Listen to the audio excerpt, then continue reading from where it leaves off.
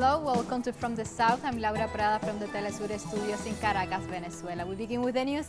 Stay with us.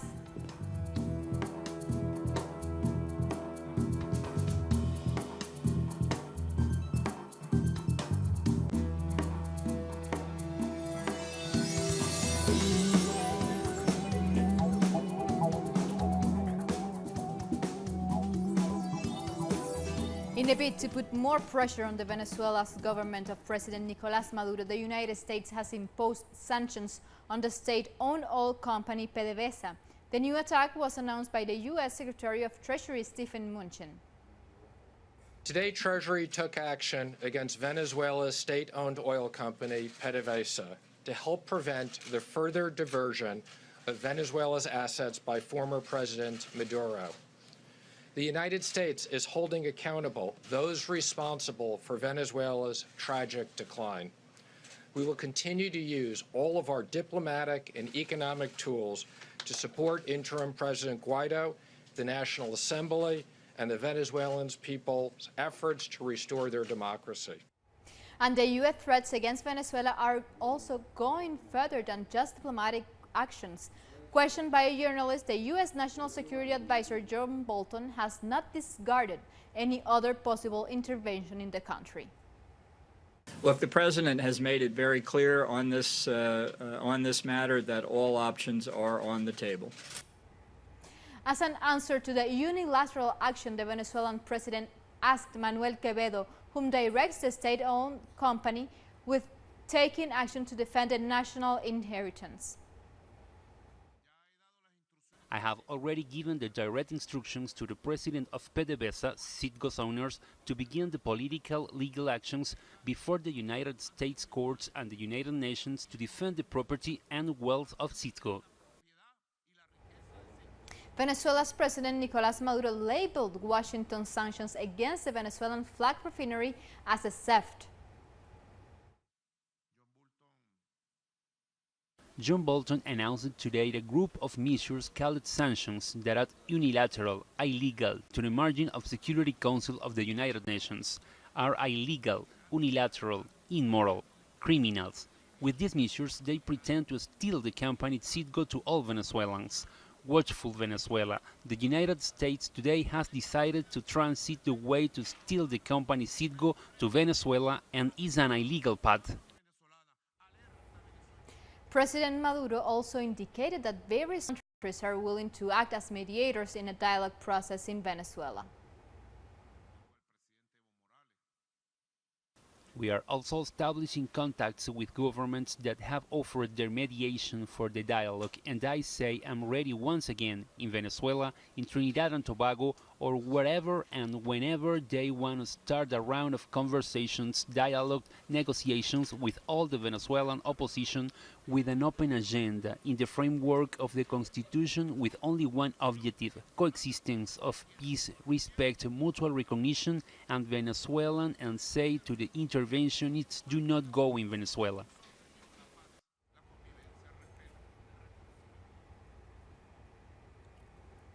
Earlier, Venezuela's Foreign Affairs Minister Jorge Arriaza said that they are moving ahead with plans to set up an interest section to replace the U.S. Embassy in Caracas. In a press conference, Arriaza said that their interest is to open a common channel of dialogue, which could be achieved with the interest section. Last Wednesday, President Nicolás Maduro ordered U.S. diplomats in the country to leave within 72 hours. To work towards having a mutual interest office, since as we will not have an embassy here in the United States in Venezuela, or embassy in Venezuela in the United States, to have at least an interest, a bureau for mutual interest to keep a dialogue open with the United States and to minimal immigration movements between these two nations. Arriaza also insisted that the Bolivarian government is open to dialogue with the opposition. Maduro is willing to talk, and within 15 minutes we get together, and if it's tomorrow we shall get together and have a meeting, and especially with the people from the opposition in Venezuela at any moment that they wish. Meanwhile, the armed forces are preparing to defend Venezuela in the wake of a U.S.-backed attempt coup d'etat. They are not prepared to look back. They will move forward with their commander-in-chief, President Nicolas Maduro, whatever the circumstance. The military does not tire of reiterating their support for the constitution and the will of the Venezuelan people, who chose to re-elect Maduro on the 20th of May last year. There is no time to retreat. There is no time to bend our knees. We will keep the homeland free, independent and sovereign. The state is under siege. A coup is underway, and the armed forces are preparing for military exercises that will take place from the 10th to the 15th of February. I feel like another soldier of this army. I feel like a soldier of the country.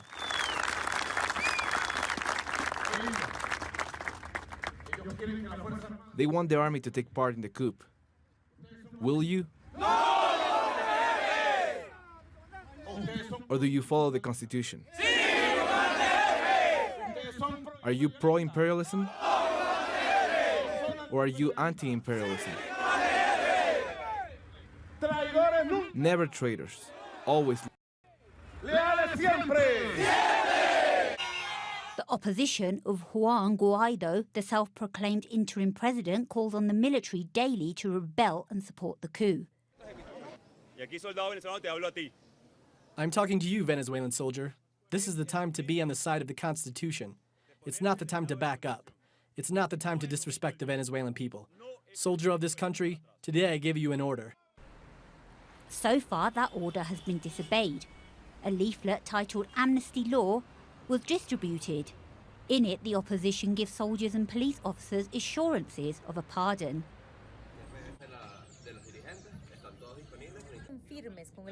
But for now, the army chooses to stand by Maduro.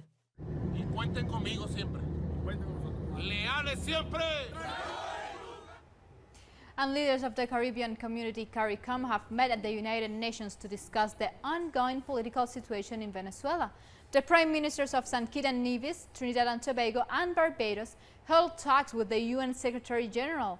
Coming out of that meeting, the delegation said that if the conditions can be met, the UN will assist in establishing the roadmap towards peace and security for Venezuela and the region. We are very satisfied that in the coming days we could work towards that dialogue so that the internal difficulties of Venezuela can be approached without intervention and without interference from those who may have a different approach, and hopefully in the not too distant future we can see significant improvements and the lessening of the tensions. So the meeting was very useful, and we will continue to work towards peace and security in the region.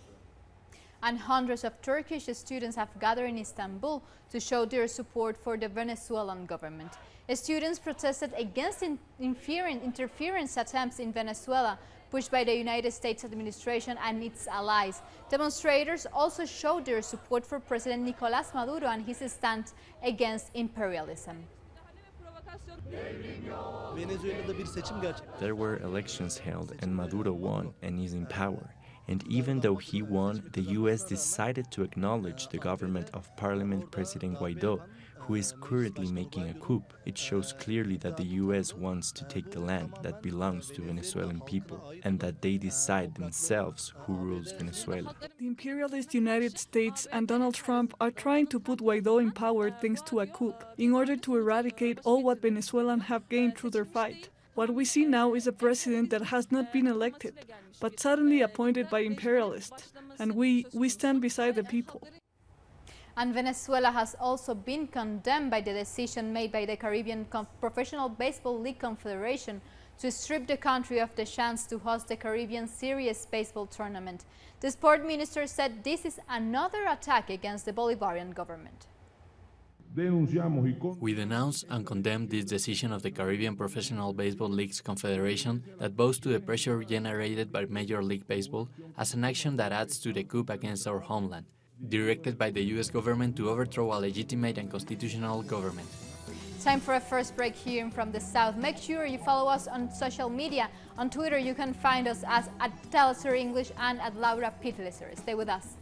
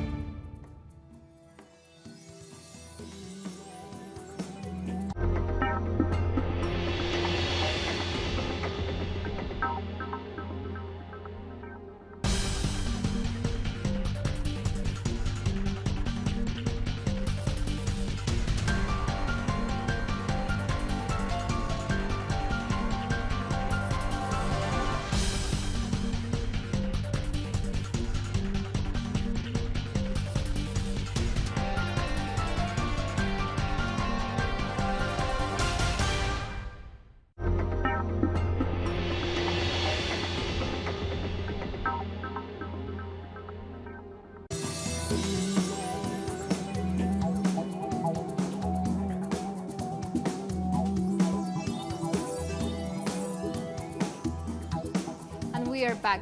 At least 10 people have been killed in a shooting between two groups of community policing in Mexico. According to the government spokesperson, 2 other people were injured. The confrontation took place in the municipality of Chilapa in the state of Guerrero, one of the most violent places in the country due to drug cartels.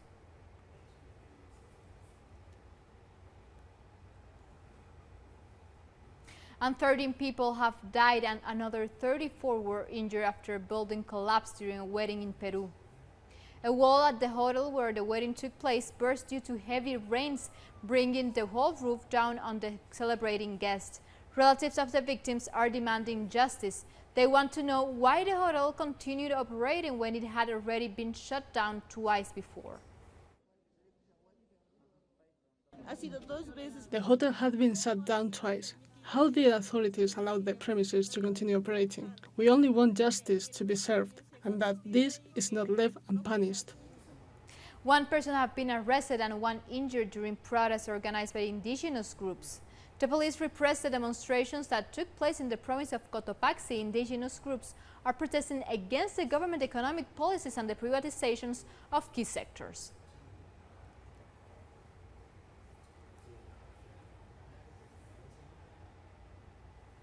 This Monday marks the anniversary of José Martí's birth. Let's take a look back at the life of the Cuban writer and politician.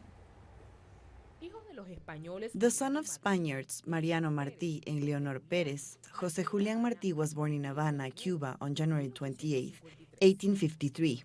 He devoted his entire life to fighting for independence and freedom for Cuba. At a very early age, his revolutionary ideas led him to be condemned and imprisoned after the Cuban-Spanish War in 1868, the first war for Cuban independence that Martí supported also with his writings. After a long journey through many Latin American countries, José Martí went back to Cuba temporarily in 1878. With his political ideas still in act, Martí started teaching. However, he was exiled again after he was arrested for having links with independentist movements. After that, he went to New York where he established himself as a journalist. He also helped form the Cuban Revolutionary Committee, which was devoted to Cuban independence. In 1985, José Martí, together with the Cuban military chief, General Máximo Gómez, joined the revolutionary forces in Cuba that were fighting with Spanish troops. He was killed in the Dos Rios battle on May 19, 1895. Today, the 28th of January, is the anniversary of his birth, a poet, writer, and politician who fought with his life to achieve Cuban independence. Time for a second break here from the South. Stay tuned.